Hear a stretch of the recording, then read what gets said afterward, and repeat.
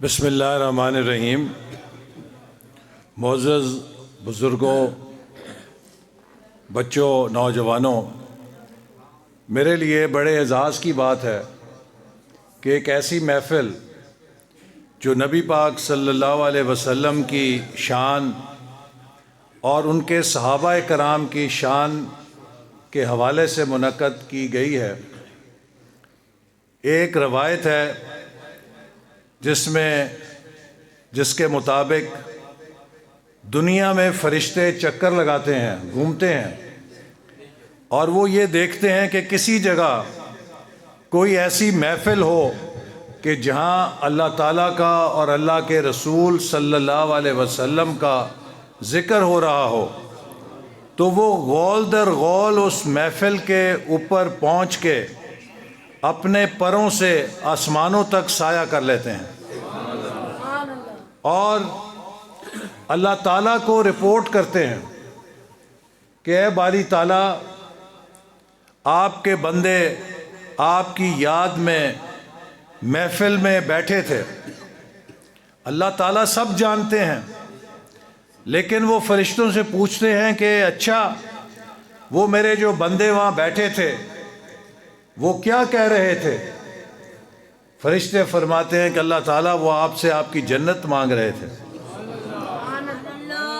اللہ تعالیٰ فرماتے ہیں کہ کیا انہوں نے جنت دیکھی ہے؟ انہوں نے کہا، فرشتے کہتے ہیں نہیں، دیکھی نہیں ہے۔ اللہ پاک فرماتے ہیں کہ اگر انہوں نے جنت دیکھ لی ہوتی تو ان کے مانگنے کا کیا انداز ہوتا؟ پھر پوچھتے ہیں اور کیا مانگ رہے تھے؟ تو فرشتے کہتے ہیں کہ جہنم سے پناہ مانگ رہے تھے۔ اللہ تعالیٰ کہتے ہیں کہ کیا انہوں نے جہنم دیکھی ہے؟ وہ کہا نہیں دیکھی۔ تو اگر دیکھی ہوتی تو کس انداز میں مانگتے؟ اور اسی طرح اللہ تعالیٰ پھر جب ان سے پوچھتے ہیں کہ وہ میری بخشش مانگ رہے تھے تو اللہ پاک فرماتے ہیں کہ اچھا، ان سب کو میں نے بخشا۔ تو فرشتے کہتے ہیں کہ اللہ تعالیٰ، ادھر تو ایک بندہ ایسا بھی آ گیا تھا جو گھومتا گھومتا گزر رہا تھا، وہ اس محفل کی نیت سے نہیں آیا تھا، اس نے دیکھا کہ یہ بندے بیٹھے ہیں، وہ بھی وہاں بیٹھ گیا۔ اللہ پاک کہتے ہیں اس کو بھی میں نے بخشا۔ تو میرے بھائیوں اور دوستوں، جو محفلیں اللہ اور اللہ کے رسول صلی اللہ علیہ وسلم کی یاد میں سجائی جاتی ہیں، وہ بہت رتبے والی ہوتی ہیں، اور وہ بہت خوش نصیب لوگ ہیں کہ جنہیں یہ توفیق حاصل ہوتی ہے کہ وہ دنیا کا کام چھوڑ کے ان میں شریک ہوں۔ تو ہم سب اللہ کا شکر ادا کرتے ہیں کہ یہ اللہ کی توفیق کے بغیر ممکن نہیں ہے کہ ہم ایسی محفلوں میں آ سکیں۔ حضرت داؤد علیہ السلام کی ایک دعا ہے، بڑی ہی پیاری لگتی ہے۔ وہ کہتے ہیں کہ اے اللہ، میں تیری نعمتوں کا کیسے شکر ادا کروں؟ میں تیری نعمت کا شکر اس لیے ادا نہیں کر سکتا کہ تیرا شکر ادا کرنا بھی تیری نعمت ہے۔ یعنی کہ یہ نعمت بھی ہر کسی کو حاصل نہیں ہے کہ وہ شکر اللہ کا ادا کر سکے۔ تو اس لیے یہ اللہ کی توفیق ہے کہ جس سے ہم ان محفلوں میں آتے ہیں۔ میرے بھائیوں، وقت تھوڑا ہے، میں صرف ایک دو چیزیں آپ سے کہہ کے اجازت لوں گا کہ ہم سب نبی پاک صلی اللہ علیہ وسلم سے محبت کا دم بھرتے ہیں، اور حقیقت بھی یہ ہے کہ جیسے اقبال نے کہا کہ کی محمد سے وفا تو نے، تو ہم تیرے ہیں، یہ جہاں چیز ہے کیا، لوح و قلم تیرے ہیں۔ کہ مسلمان کی ایمان کی اساس اور بنیاد اللہ تعالیٰ پہ ایمان کے بعد عشق مصطفیٰ صلی اللہ علیہ وسلم ہے۔ یہی وہ جذبہ ہے، یہی وہ قوت ہے جو مسلمانوں کو بہادر بناتی ہے، جو ان کے اندر قوت پیدا کرتی ہے۔ اور اس میں سوئی برابر بھی کوئی خلل آ جائے، کوئی ختم نبوت کے بارے میں سوئی برابر بھی ایمان غلط کر لے تو اس کا پورا ایمان گر جاتا ہے۔ تو اس پہ کوئی مسلمان کسی قسم کا سمجھوتا نہیں کر سکتا۔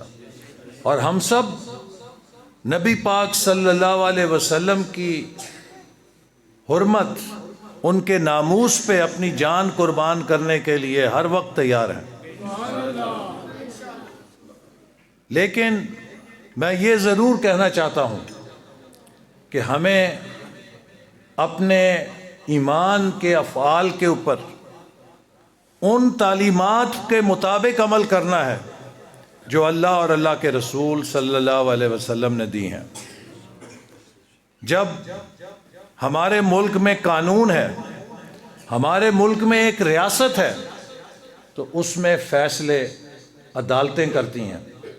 آپ نے ابھی دیکھا سیال کوٹ کے اندر کیا واقعہ ہوا، جس سے وہ واقعے نے پوری دنیا میں پاکستان اور اسلام کے لیے ایک ایسی صورتحال پیدا کر دی کہ جس کے لیے سب صفائیاں دے رہے ہیں۔ اسلام ہمیں درس دیتا ہے کہ نبی پاک صلی اللہ علیہ وسلم کی محبت کے لیے آپ کی سیرت پاک پہ عمل کریں۔ صحابہ کرام جن کی ہم آج عظمت منا رہے ہیں، انہوں نے ایک مدینہ منورہ سے لے کر جہاں ریاست کی بنیاد رکھی گئی، افریقہ اور افریقہ سے لے کر ایران اور روم کی سلطنتیں، سب کو شکست کیوں دی؟ میرے بھائیوں، وہ نعرے کم مارتے تھے، عمل زیادہ کرتے تھے۔ ابھی یہاں پہ ذکر ہوا صحابہ صفا کا۔ مدینہ منورہ میں مسجد نبوی کے اندر صحابہ کرام کی یہ سنت تھی کہ قرآن مجید کی جب آیتیں نازل ہوتی تھیں، وہ 3 4 آیتوں کو لے کر کئی دن ان کے اوپر غور کرتے تھے کہ ان کو ہم اپنے اوپر نافذ کیسے کریں۔ یہ نہیں ہوتا تھا کہ بس سر دھن کے الحمد سے شروع کیا تو ناس تک ریس لگائی ہے کہ کس نے پہلے ختم کرنا ہے۔ وہ ایک لفظ کے اوپر سوچتے تھے کہ ہم نے عمل کیسے کرنا ہے۔ میں آپ کو ایک سوال کرتا ہوں، آپ کا کوئی بھائی، بیٹا، والد جرمنی چلا جائے، جاپان چلا جائے اور وہاں جا کے وہ بولی سیکھ لے، اور آپ پر ذرا روب ڈالنے کے لیے کہ میں نے جرمن یا جاپانی زبان سیکھ لی ہے، تو آپ کو اس زبان کے اندر خط لکھ دے۔ آپ کے والد کا، بیٹے کا، بھائی کا خط ہے ایک ایسی زبان میں جو آپ نہیں سمجھتے، کیا آپ اس کو پڑھ کے، دیکھ کے، بند کر کے، لپیٹ کے دراز میں رکھ دیں گے؟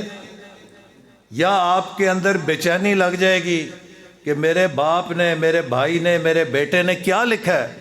کوئی اچھی بات لکھی ہے، کوئی مشکل میں پڑ گیا، کیا اس کا مدہ کیا ہے، وہ کہنا کیا چاہتا ہے؟ تو فوراً نکلیں گے اپنے محلے میں، اپنے گاؤں میں، شہر میں، ارے بھائی کسی کو جرمن آتی ہے؟ ارے بھائی کوئی اس خط کو پڑھ سکتا ہے؟ لوگ کہیں گے وہ فلانی جگہ ایک بندہ ہے، اتھے وہ ہے کوئی، دوڑے جاؤ گے کہ جی یہ خط میں پڑھ کے دسو میرے پیو نے، میرے بھائی نے، میرے پتر نے کی لکھے ہے۔ میرے بھائیوں، ایک خط ہمیں ہمارے مالک نے، ہمارے رب نے قرآن مجید کی صورت میں دیا ہے۔ مجھے بتائیں، ساری زندگی گزر جاتی ہے، ہم میں سے کون یہ سوچتا ہے کہ ہم نے یہ سمجھنے کی کوشش کرنی ہے کہ اس میں رب نے لکھا کیا ہے، میرے لیے پیغام کیا ہے؟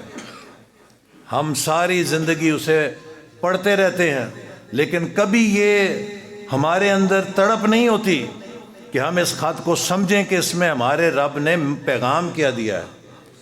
تو صحابہ کرام، ان کی زبان عربی تھی، عربی میں قرآن نازل ہوتا تھا، لیکن تب بھی وہ 3 4 آیتوں پہ کئی دن غور کرتے تھے کہ ان کو ہم اپنی زندگی پہ کیسے نافذ کریں۔ آج مسلمانوں کی بدحالی کی بڑی وجہ اس خط کے اوپر عمل نہ کرنا ہے، اس خط سے دوری ہے، اس خط کو نہ سمجھنا ہے کہ اس میں اللہ تعالیٰ نے لکھا کیا ہے۔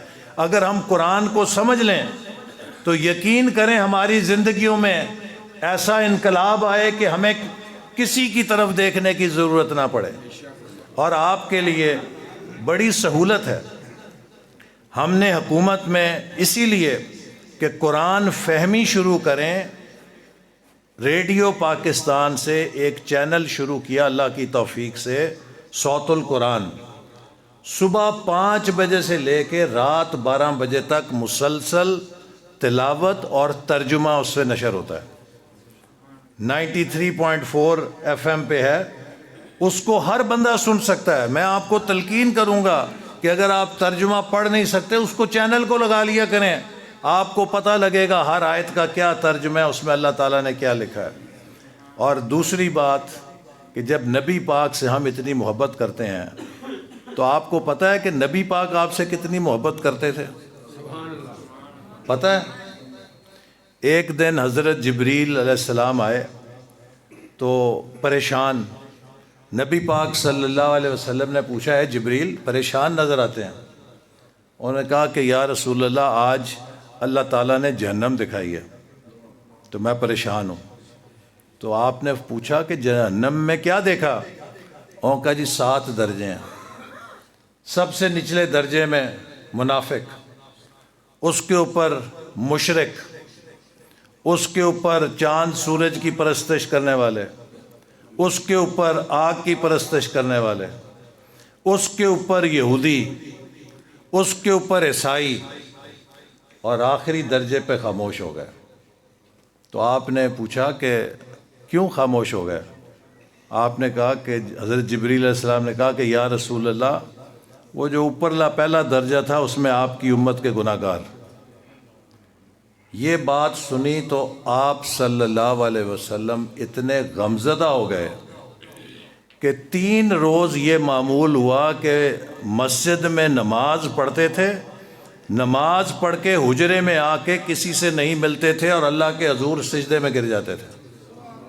صحابہ پریشان ہو گئے کہ یہ کیا ماجرا ہے. انہوں نے حضرت ابو بکر رضی اللہ عنہ سے، حضرت عمر رضی اللہ عنہ سے، حضرت سلمان فارسی سے سب سے باری باری درخواست کی کہ جائیں جا کے دیکھیں کیا معاملہ ہے. حضور نماز پڑھ کے اندر چلے جاتے ہیں، کچھ ہمیں رابطہ نہیں، گھر والوں سے رابطہ نہیں. سب نے دروازہ کھٹکھٹایا، کوئی جواب نہیں. انہوں نے حضرت علی رضی اللہ عنہ سے کہا کہ آپ جائیں. انہوں نے کہا اتنے بڑے بڑے لوگ ہوئے تو میرے لیے کیا ضمانت ہے دروازہ کھولے گا؟ کیوں نہ آپ کے پاس ایسی ہستی کو بھیجیں کہ جس کو انکار نہ ہو سکے. تو بی بی فاطمہ کو بھیجتے ہیں. تو بی بی فاطمہ سے عرض کی کہ جائیے جا کے پتہ کریں کہ کیا ماجرا ہے. انہوں نے دروازہ کھٹکھٹایا، آواز دی، نبی پاک صلی اللہ علیہ وسلم نے دروازہ کھولا تو آپ دیکھتی ہیں کہ آپ سجدے میں اللہ کے حضور آہوزاری کر رہے ہیں امت کے لیے. انہوں نے پوچھا کہ ابا جی کیا معاملہ ہے؟ تو فرمانے لگے کہ جبریل آئے تھے اور مجھے بتا گئے کہ جہنم کے ایک درجے میں میری امت کے لوگ ہیں اور میں اللہ تعالیٰ سے ان کے لیے گڑ گڑا کے معافی کی دعائیں کر رہا ہوں. تو اللہ تعالیٰ نے حضرت جبریل علیہ السلام کو بھیجا کہ جاؤ میرے نبی سے کہو کہ میں آپ کو مایوس نہیں کروں گا، آپ پریشان نہ ہوں، میں آپ کو مایوس نہیں کروں گا. تو آپ بی بی فاطمہ کو فرماتے ہیں کہ اللہ نے وحی بھیجی ہے کہ اللہ مجھے مایوس نہیں کریں گے. تو اے فاطمہ میں نے بھی اس وقت تک ہٹنا نہیں ہے جب تک میری امت کا آخری بندہ بھی بخشا نہ جائے. سوچیں کہ آپ کی امت سے محبت کا کیا درجہ تھا کہ جب آپ کو یہ خبر ملی کہ آخری درجے میں جہنم کے اس امت کے لوگ ہوں گے، آپ نے 3 دن تک سب سے رابطہ توڑ کے اللہ کے آگے سجدے میں آہوزاری شروع کر دی. تو میرے بھائیوں، جو نبی ہم سے اتنی محبت کرتا ہے ہمارا کیا عمل ہے؟ آپ نے فرمایا کہ مسلمان یا مومن میں ہر عیب ہو سکتا ہے، وہ جھوٹا نہیں ہو سکتا. تو ہمارے بارے میں ہم کتنی گواہی دے سکتے ہیں کہ ہم جھوٹ نہیں بولتے؟ آپ نے فرمایا کہ جو ملاوٹ کرتا ہے وہ ہم میں سے نہیں ہے، کیا ہم نے کبھی ملاوٹ کرتے ہوئے یہ سوچا ہے کہ اس نبی جس کے ساتھ ہم محبت کا دم بھرتے ہیں، اپنی گردن کٹانے کا دم بھرتے ہیں، انہوں نے کہا کہ جو ملاوٹ کرتا ہے وہ ہم میں سے نہیں، اور ہم بلا جھجک، مجھے بتائیں نا، پورے ضلع میں، نارووال میں، پورے پاکستان میں کتنی دکانوں کی آپ قسم دے سکتے ہیں کہ جی وہاں جائیں دودھ کا گلاس آپ کو ملاوٹ کے بغیر مل جائے گا؟ لیکن ہم کہتے ہیں کہ ہم عاشق رسول صلی اللہ علیہ وسلم ہیں۔ عاشق تو وہ ہوتا ہے کہ جس کے وہ عشق میں مبتلا ہو، اسی کے رنگ میں اپنے آپ کو رنگ لیتا ہے۔ تو کیا ہم آپ کی ہدایات پہ عمل کرتے ہیں؟ آپ نے فرمایا صفائی نصف ایمان ہے۔ کیا ہمارے محلے، ہمارے بازار صفائی کی تصویر ہیں؟ آپ نے فرمایا اپنے کمزوروں کے ساتھ رحم کرو، اپنی عورتوں کے ساتھ، بچوں کے ساتھ رحم کرو۔ تو کیا ہم اپنی عورتوں پہ اور بچوں پہ ہاتھ اٹھانے سے باز آتے ہیں؟ میرے بھائیوں، آخری بات یہ کہوں گا کہ نبی پاک صلی اللہ علیہ وسلم کے صحابہ کرام کی عظمت اسی لیے ہے کہ وہ نبی کریم صلی اللہ علیہ وسلم کے عشق میں رنگے ہوئے تھے، اور صبح سے شام تک اسی سوچ میں غرق رہتے تھے کہ ہمارے نبی نے کیا حکم دیا ہے اور ہم اس کے اوپر کیسے عمل کریں، جس کی انتہا یہ ہے کہ جب حرمت شراب کا حکم آیا تو جس کے منہ میں جو قطرہ تھا وہاں سے ہی تھوک دیا، یہ نہیں کہا کہ یہ تو میں حلق میں پھینک لوں، اگلا حرام ہے، جہاں پہ جو تھا وہی تھوک دیا اور کہا کہ اس حکم کی حرمت کے اوپر ہم اپنی گردن بھی قربان کر سکتے ہیں۔ تو اس جذبے کے ساتھ جب ہم زندہ رہیں گے کہ ہم نے ان کی زندگیوں سے سبق سیکھنا ہے کہ اپنی زندگی کیسے بہتر کرنی ہے، تو اللہ تعالیٰ کی برکتیں، اللہ تعالیٰ کی مدد ہمارے شامل حال ہوگی۔ اور آج مسلمان صرف اسی لیے دنیا میں مار کھا رہے ہیں کہ ہمارے پاس نعرے تو ہیں لیکن عمل نہیں ہے۔ تو دعا کیجئے کہ اللہ تعالیٰ ہم سب کو عمل کی دولت سے مالا مال کرے، آمین۔